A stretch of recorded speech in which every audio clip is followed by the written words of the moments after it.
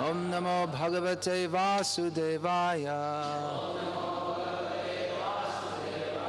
Om Namo Bhagavate Vasudevaya.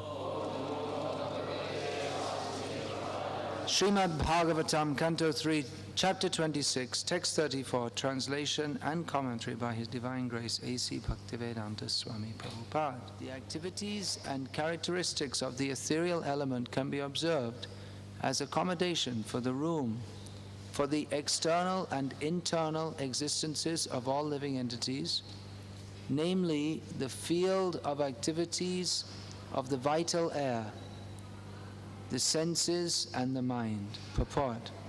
The mind, the senses and the vital force or living entity have forms, although they are not visible to the naked eye. Form rests in subtle existence in the sky, and internally it is perceived as the veins within the body and the circulation of the vital air. Externally there are invisible forms of sense objects. The production of the invisible sense objects is the external activity of the ethereal element, and the circulation of vital air and blood is its internal activity. That subtle forms exist in the ether have been proven by modern science by transmission of television, by which forms or photographs of one place are transmitted to another place by the action of the ethereal element. That is very nicely explained here. This verse is the potential basis of great scientific research work, for it explains how subtle forms are generated from the ethereal element, what their characteristics and actions are, and how the tangible elements, namely air, fire, water, and earth, are manifested from the subtle form. Mental activities or psychological actions of thinking, feeling, and willing are also activities on the platform of ethereal existence. The statement in Bhagavad Gita that the mental situation at the time of death is the basis of the next birth is also corroborated in this verse. Mental existence transforms into tangible form as soon as there is an opportunity due to contamination or development of the gross elements from subtle form. Om Jnana Timirandhasya Jnananjana Shalakaya Chakshurun Militam Yena Tasmai Shri Gurave Namaha. Vande Shri Krishna Chaitanya Nityananda Sahodito Goro Diye Pushpavanto Chitro Shando Tamonado Tayatam Surato Pangor Mama Mandar Mate Gatihi Matsarvaspapadam Bhojo Radha Madana Mohara Nilachala Nivasaya Nityaya Paramatmane Balabhadra Subhadrabhyam Jagannathaya Te Namaha. Hare Krishna, Krishna Krishna, Hare Hare, Hare Rama, Rama Rama, Hare Hare.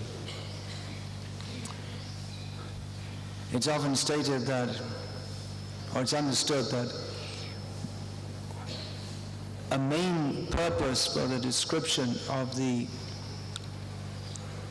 material nature within Srimad Bhagavatam,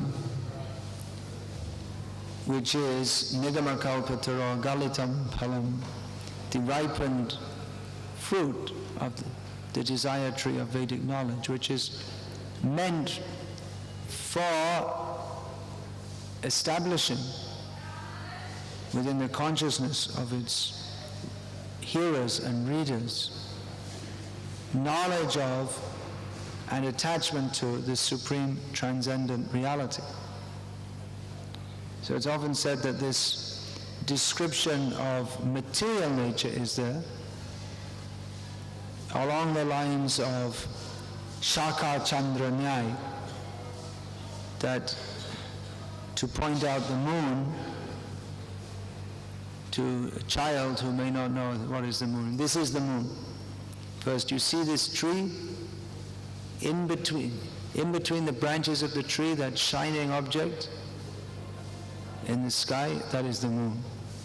So calling our attention to something with which we are familiar, to as a means to make us aware of something which is not familiar to us. So material energy is familiar to the conditioned soul. Spiritual energy is not. So a description of the material energy in relation to the spiritual energy is like, from our perspective, the tree has a relationship with the moon. Because in our line of vision, the moon appears to be between the branches of the tree. So there is a relationship between the material energy and Krishna. So pointing out this is the material energy, and then showing what is its relationship to us and to Krishna. The material energy has a relationship with the conditioned souls. That is that yaya samohito jiva atmanam trigunatmakam, that the bewildered conditioned souls are bewildered by the material energy. And the material energy has a relationship with Krishna. It is produced from him, it is under his control. Maya dhakshena prakriti suyate sacharacharam hetunanena konteya jagat viparivartate. So the material energy is something that we can perceive, and in this way it has a relationship with both us and with Krishna. So in this way we can, understanding who we are, that we are not the material energy, and understanding who is Krishna, he is also not a material product, as is sometimes misunderstood by foolish people. Avajananti mang murha manusham tamamashritam. Foolish people consider that Krishna is a product of the material energy. He's another human being. So it's pointed out that Krishna, Bhagavad Gita and all the Vedic literatures establish we are not products of material energy, nor is Krishna. We are bewildered by material energy. Krishna is never bewildered by material energy. Our relationship is with Krishna, not with the material energy. Now, when we're talking about being able to perceive the material energy, some things are not directly, but there are subtle energies which are not directly perceivable to the gross senses. Mind, intelligence, and false ego are not directly perceivable. They're not tangible. The word Prabhupada uses here in the purport. They're not tangible. You can't touch, taste, smell, or hear the mind. That's why, despite the attempt of psychologists to arrogate to psychology the status of a science, and even though they've bewildered much of the population into thinking that it is a science, it's largely speculative to a much greater degree than the traditional sciences of chemistry, biology, and physics, which deal with phenomena that can be measured. But the mind, you can't, it's not tangible, you can only guess. And there may be patterns of behavior that emerge, and you can try to quantify them. But the mind can never be quantified or measured in the same way that gross matter can be. In chemistry, you can make clear predictions.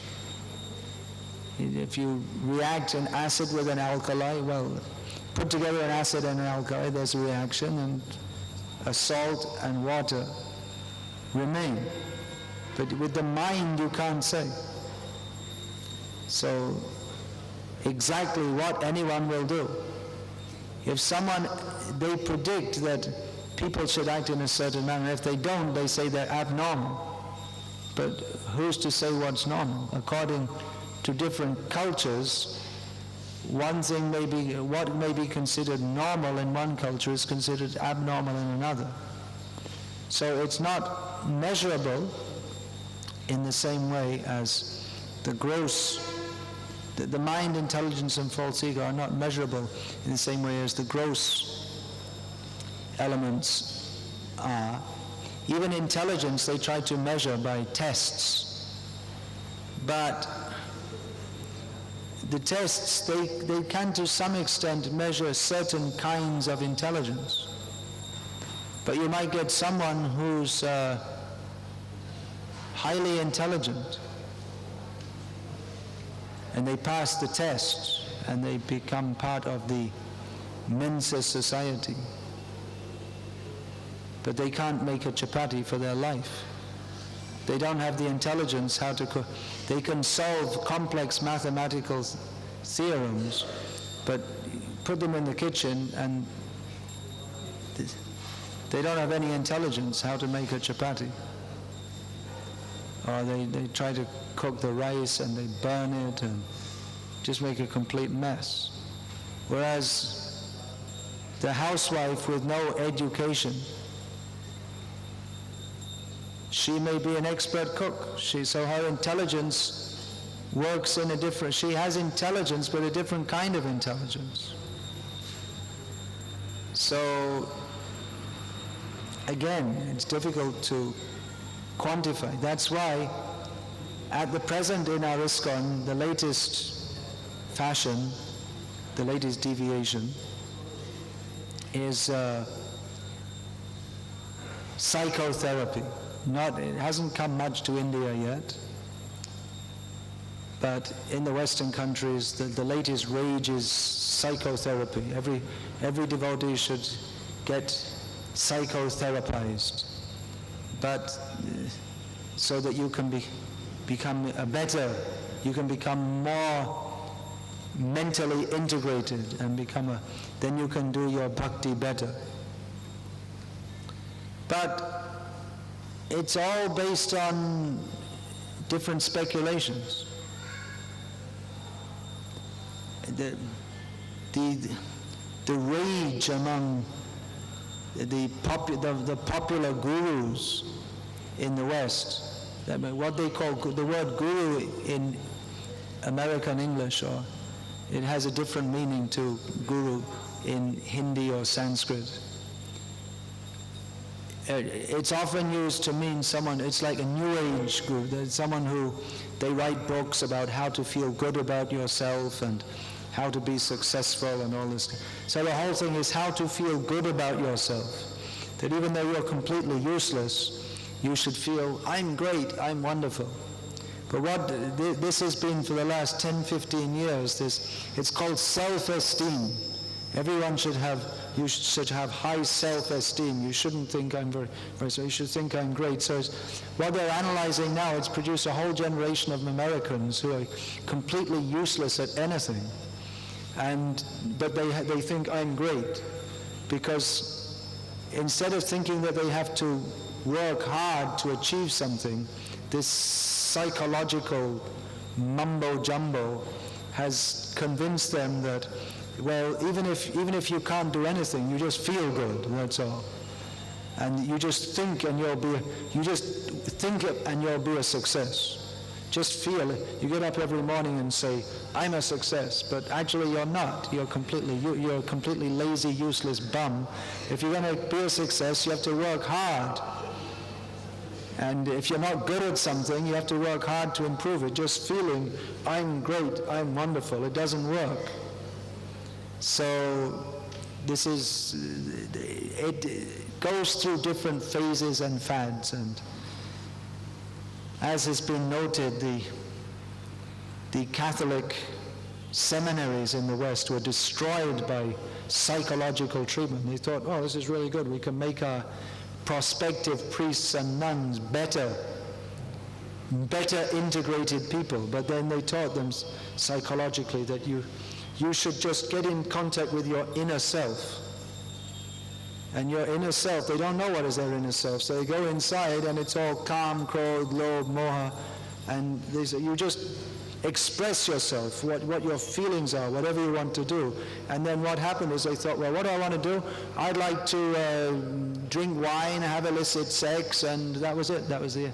Within 5 years, they closed down all their seminaries in California, except one, and there's 3 people left or something. Because instead of teaching the traditional values of discipline, you have to follow rules and regulations. Get in touch with your inner self. What do you really want to do? You have to express it. So one nun is walking up to another nun and saying, I'd like to kiss you and have sex with you. Lesbianism, homosexuality. This is what went on. I said, oh, really? Well, okay. I have to respect your feelings. So, anyway, the point I wanted to make here, I'm getting a little sidetracked. It's the latest fashion in ISKCON. They go through so many.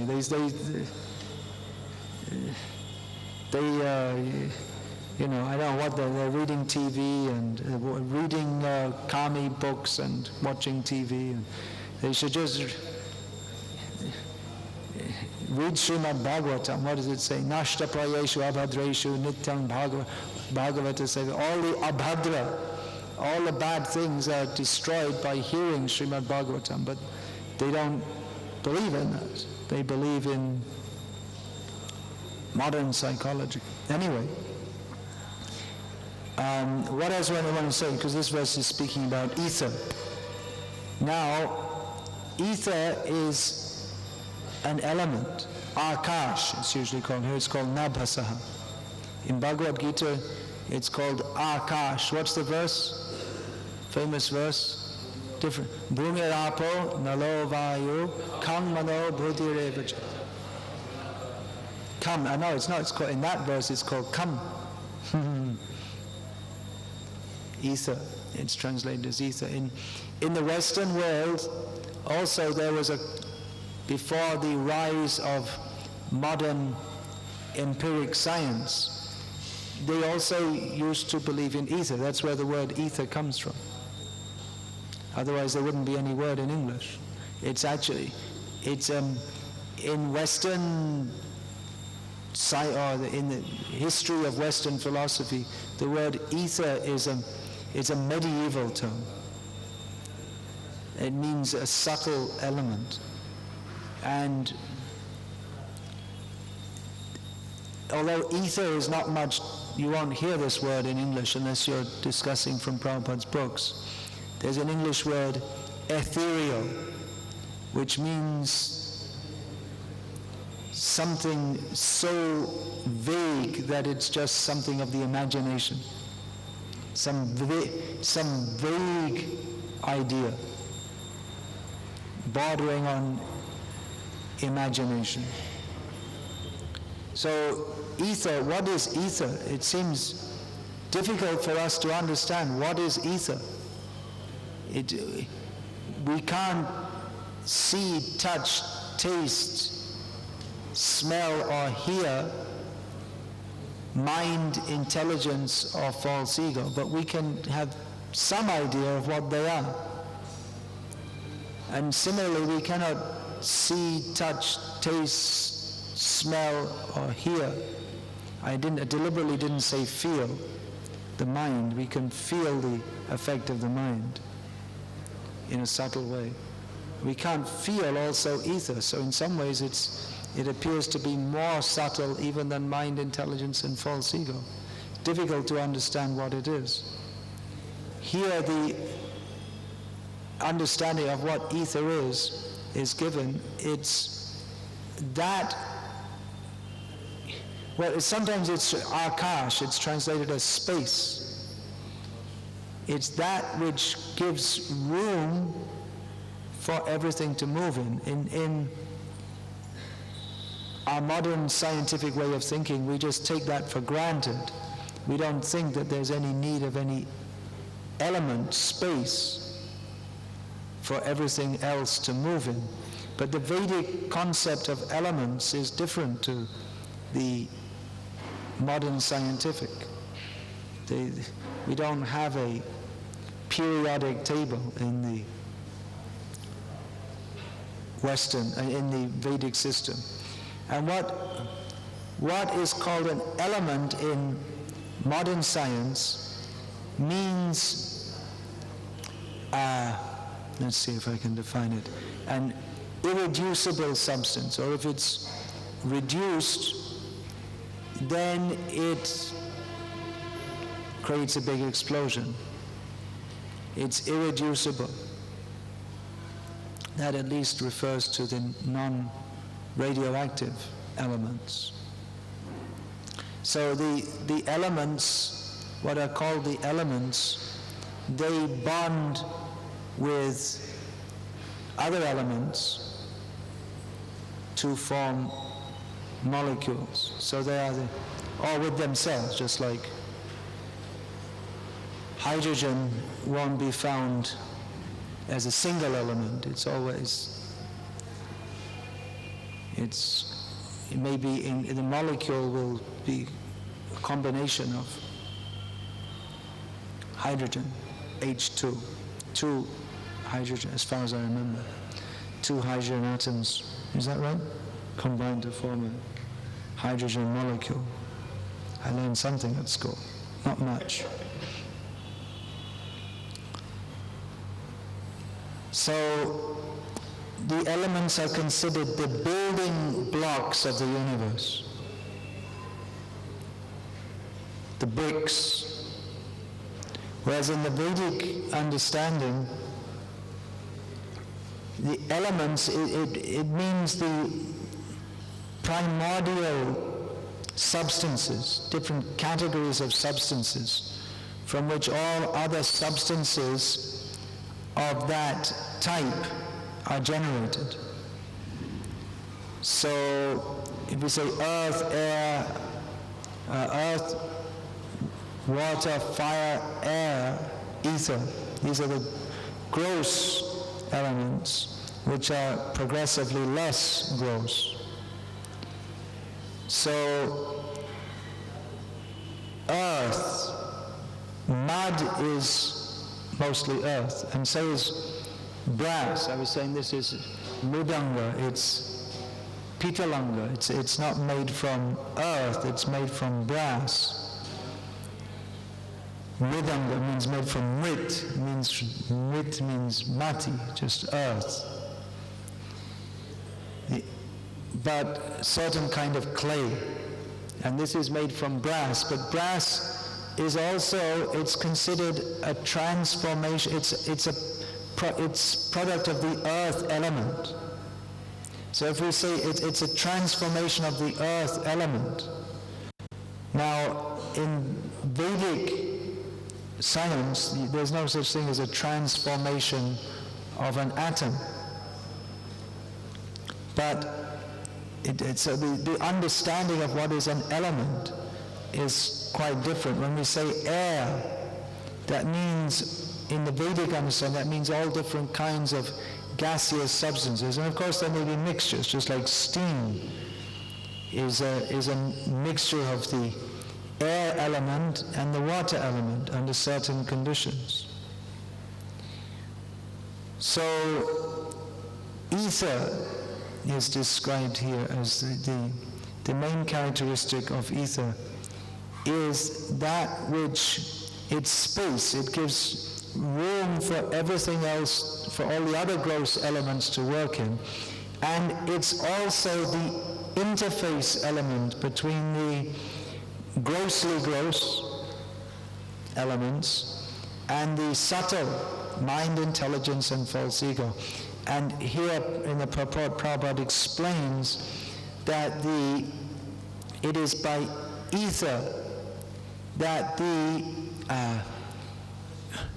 is through ether that the mind, intelligence, and false ego, the subtle body, the soul in the subtle body, is able to take a gross body. Prabhupada also gives the example of ether. Ether is that in which form can manifest. So he gives the example of TV. What is TV? By TV one is able to capture the image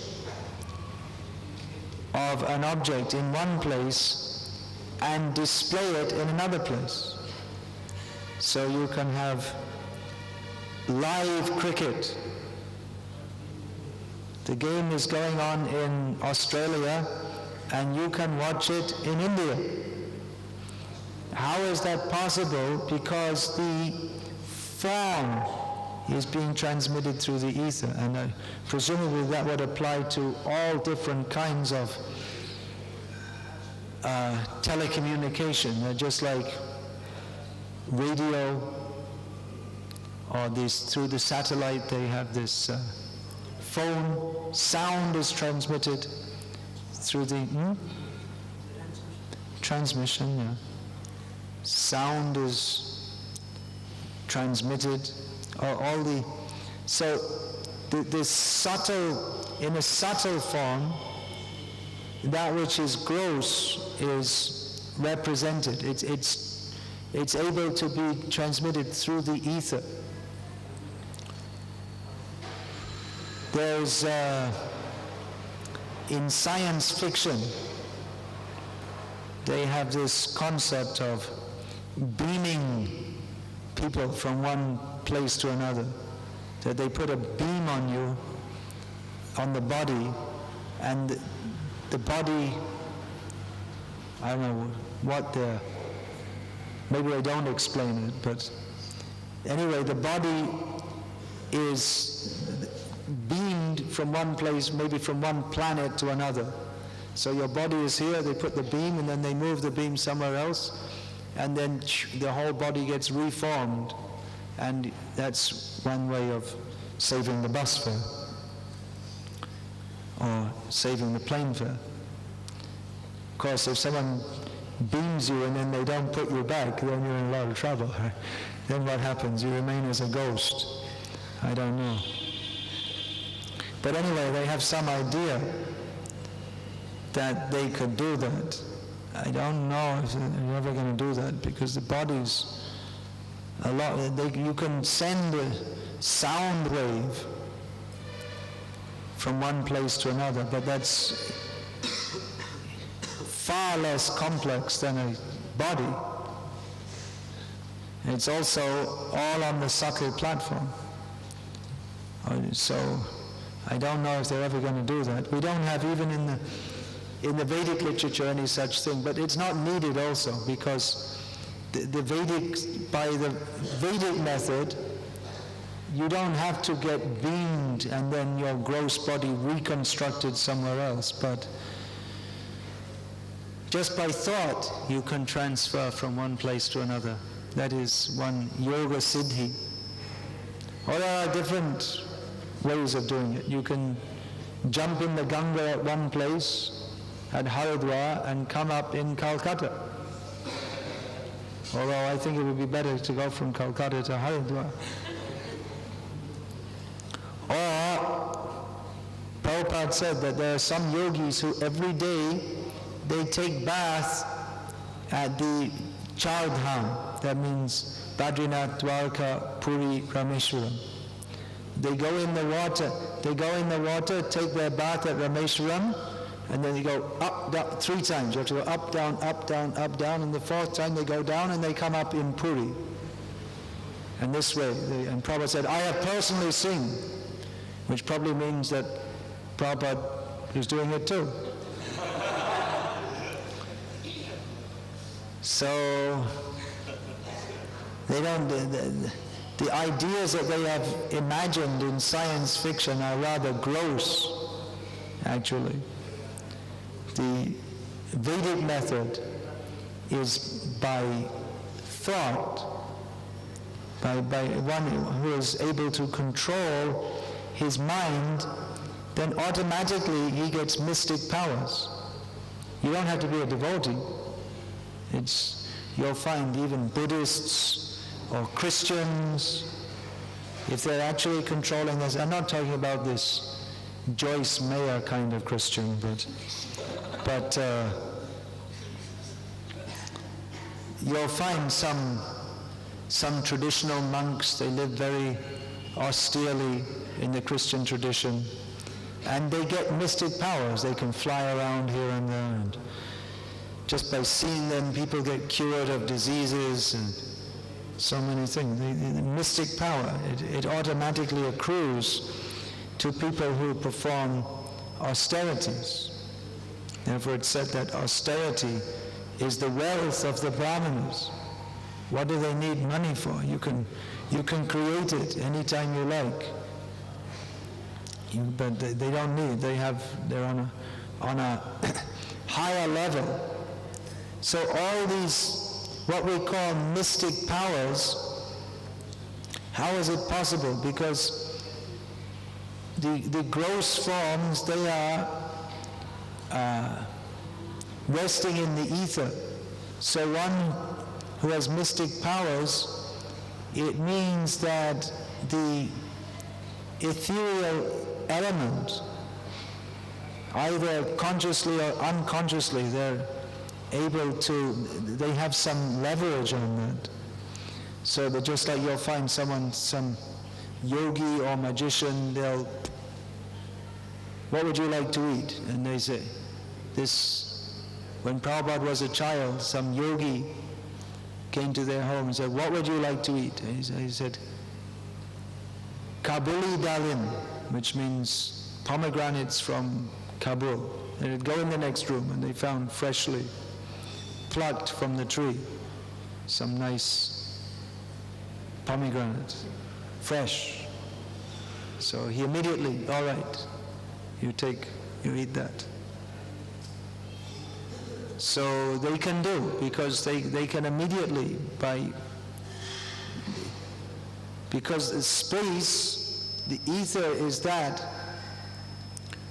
which accommodates space. So one who's in contact with it, just like you see, they also in science fiction, they have this idea that you can walk through a portal from one universe to another, or from one level of existence to another.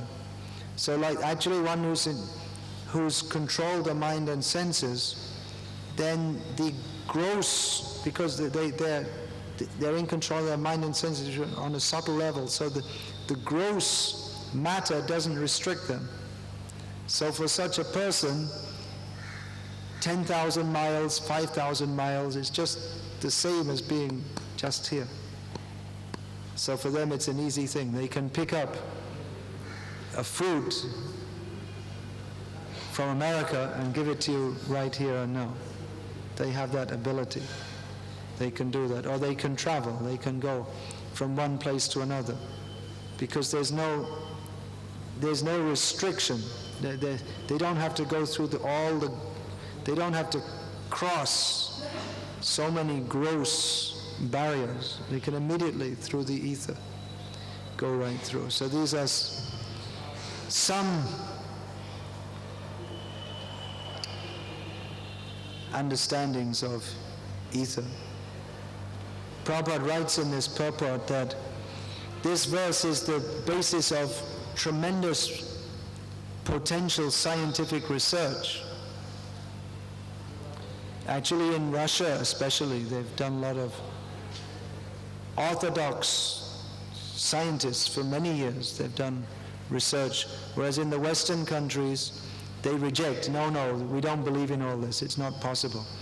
But in Russia, from a long time back, they were doing research on telepathy and extrasensory perception and mystic powers. They did so much research. And in the West also, but to a lesser extent, because it's considered not very bona fide among gross scientists. But they've done so many experiments, just like if you flip a coin 1,000 times, it should come up 500 times on one side. It should land 500 times on one side and 500 times on the other. There may be a small margin of difference, but just by chance, it should be around 500, 500. Maybe 498, 502, or maybe even 490, 510. But they did some experiment that people by thought, they would say, it should land this way up. And they found that in many cases, it would be like 600 times it would land out that way and only 400 the other. And they did like this. They did so many experiments that thought can influence gross matter. This is the realm of mysticism. There used to be someone on TV. I never saw it, but I was told when I was a kid in England that there's someone who'd come on TV and they'd hand him someone would hold a spoon, and he would just look at it, and just by thinking everyone could see it would bend like this. The spoon handle would bend in the middle, so he'd spoil a spoon as an act for TV. Just by the power of his thought, he was able to do that. So, as Prabhupada writes here, it's an area of much research. Of course, we're not intrinsically much interested in all these things. But it is interesting to find out that beyond the gross platform there is a subtle platform, and beyond the subtle platform there's the spiritual platform. By the development of modern science on the gross platform, they've been able to convince some people, that there's no God, that man is the master of nature. But actually even their science is mostly on the subtle platform, dealing with different energies. Physics is considered, among biology, chemistry, physics, considered the most prestigious, dealing with energies. So actually the whole of the intellectual endeavor is simply dealing with energies. As the scientists, they deal with physics, which is subtle energies. But even more subtle, we have here the energies. How are they how is it light able to travel? How is sound able to travel? The answer is, in the Vedic perspective, the answer is that is enabled by ether, which is a gross element. It's the subtlest of the gross elements, but it's not spiritual. But beyond these subtle elements, there is the spiritual energy. That's actually what we want to see. But it's difficult to perceive as long as we're in gross consciousness. So the Bhagavatam is giving us the branches of the tree through which to see the moon. So the branches of the tree, that is the Vedic knowledge. What is that? Tasya Shaka. How does that verse begin? 15th chapter. Atascha mulani anusantatani. How does that verse begin? I've got Nirmana mohajita sangha dosha. No, it's the verse after that. Anyway, Tasya Shaka. Parnani. Tasya. Urdhva mula madah shaka. Yeah, that's it. That's over. Then it goes on to explain what are the... Anyway, the material world is compared to it's like a great banyan tree, very complex. So looking through the branches of this very complex banyan tree, by Shaka Chandranai, we should find the moon of Krishna Chandra. That is the purpose of these discussions in Bhagavatam. So you may say, well, there wasn't much about Krishna in that class. Well, I call in my defense that you find out the lectures that Prabhupada gave on all these verses, and you'll find quite similar. Prabhupada was talking about the material energy as described in Bhagavatam. It's all leading to Krishna. Bhagavatam, everything present in Bhagavatam is all meant for understanding Krishna only. So, anything? Any question, comment?